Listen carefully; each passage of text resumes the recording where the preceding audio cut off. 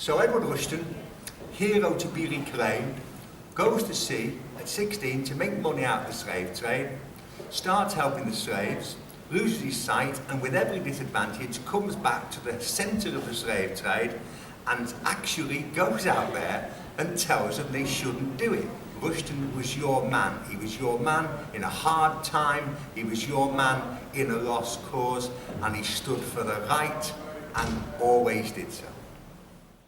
When James and John asked me if I would join the Unsung cast, to play Isabella, Edward's wife, I couldn't believe that I didn't know. There was so little that I knew about him, given what he's achieved in the city.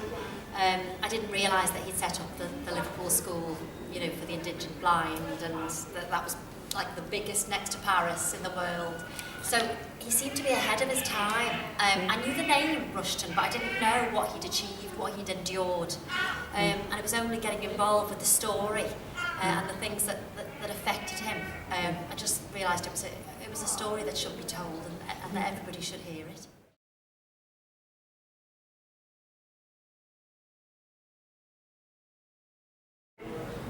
So I'm John Graham Davies, and I'm co-writing a play about Edward Rushton, who I heard about 10 years ago and thought, why has this man been forgotten?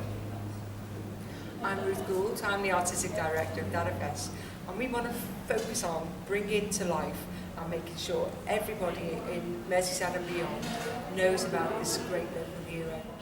I'm Steve Binns. I'm history person for the city, guide people around Town Hall and St George's Hall. Rushton founded my school, and we liked him because we thought he was on our side. Hi, my name's Gillian Kearney, and I'm playing Isabella in Unsung. That's Edward Rushton's wife.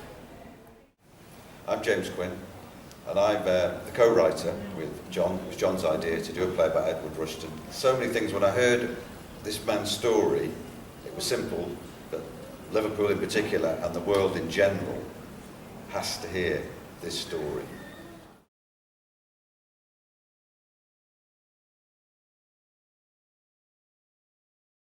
We're here because we want to encourage people to come on a journey with us of supporting what we do with Rushton this year.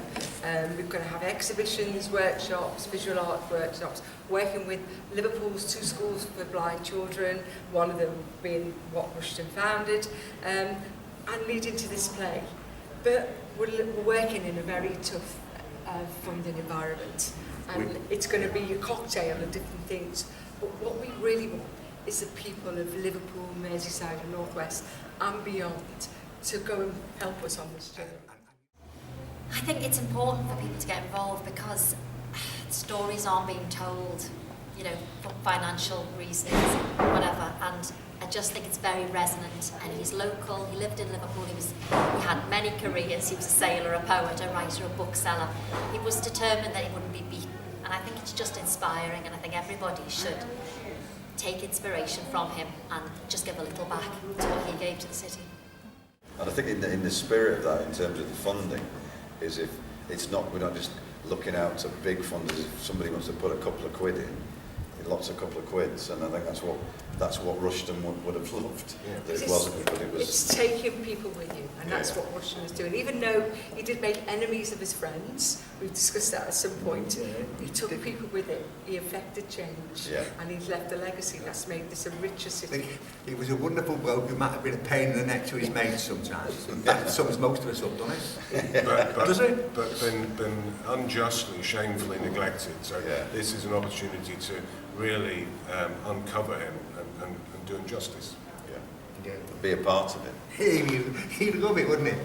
He'd have to come on and make a little monologue at the beginning. In case you got anything wrong, he'd be out there saying, well, thanks very much, but let me have a few words before you all go. No, he'd have loved it all, I think.